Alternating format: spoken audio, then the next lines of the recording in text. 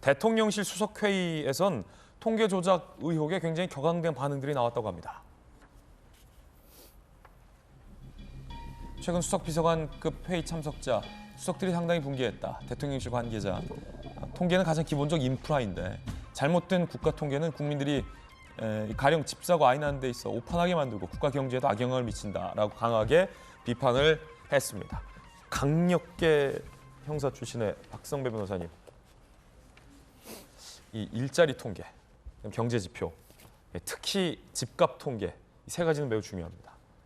그런데 조작이 있었는지 없었는지는 좀 더 명확하고 중립적으로 좀 다뤄줘야 될 것 같아요. 규명이 이루어질 것 같은데 당시 정부 발표, 특히 집값 관련된 통계 발표는 사실 시장에서 많은 신뢰를 잃었습니다. 그건 사실입니다. 그런 신뢰가 없는 집값 통계를 냈던 당시 뭐 부동산원이나 뭐 통계청이나 이런 분들은 좀 다시금 전열을 정비할 필요는 있어 보여요. 시장에서 외면받는 통계가 무슨 의미가 있습니까? 그냥 국토부 장관 발표하는데 뒷받침할 수 있는 자료 이외에 어떤 기능을 할 수 있겠습니까? 각종 통계 중에서도 국민들이 가장 직접적으로 와닿았던 통계가 집값 통계였죠. 현실적으로 체감하고 보고 듣는 집값은 그 상승폭이 어마어마한데 정부가 또는 국가기관이 내놓는 통계 수치는 그에 상당히 미치지 못해서 의아하다는 반응들이 실제로 상당히 많았습니다. 대통령실의 반응으로 보아서도 이 대통령실이 이 사안을 상당히 중요하게 보고 있는 것 같습니다. 감사원이 직무 감찰을 진행하고 있는 것 같은데 우선 통계 내용이 잘못되었다는 전제를 깔고 있는 것 같습니다. 그렇다면 통계 내용이 잘못되었다면 그 이유가 무엇인가를 찾아나가는 과정에서 누군가의 지시나 요청이 있었다고 보고 있는 것 같습니다. 사실 감사원이 직무 감찰을 하게 되면 징계, 문책 등을 요구하게 되고 시정 조치를 요구하게 되죠. 그렇지만 궁극적으로 책임을 져야 한다는 그 주체가 전 청와대 인사들이라면 전 정부 인사들을 상대로 문책 등을 요구할 수는 없죠.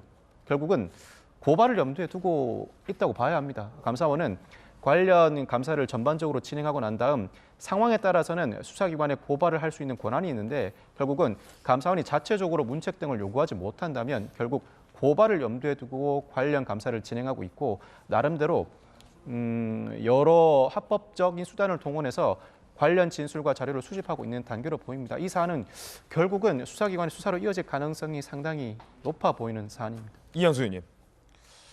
문재인 정부에서 왜 조작을 했었냐 이런 얘기가 나오냐면요.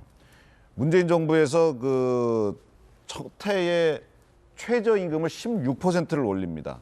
그런데 저소득층의 소득은 오히려 8%가 감소했다라고 하는 통계청 자료가 나옵니다. 그런데 이런 그 가계 동향 자료를 나오자마자 청와대에서 그 강신옥 당시 보건사회연구위원한테 검토를 시킵니다. 심층 분석이 필요하다. 그 강신옥 그 보건사회연구위원이 뭐라 그러냐면 그 보고서를 하나 작성하는데 저소득층의 가구 원수가 고소득층에 비해서 적기 때문에 소득별 차이를 감안해야 된다. 그러면서 저소득층 표본을 늘려가지고 저소득층의 소득이 8%로 뭐 이렇게 줄은 것이 아니고 굉장히 오른 것처럼 이렇게 만듭니다. 그분이 몇 달 뒤에, 3달 뒤에 통계청장으로 임명이 됩니다. 기존의 통계청장은 11달, 11개월이나 임기가 남았는데 그 사람을 자르고 이분을 갖다 앉혀요. 이게 감사 안 하면 안 되는 사안입니다. 이상입니다. 저희들은 60초 광고 보고 돌아오겠습니다. 잠시 후에 뵙죠.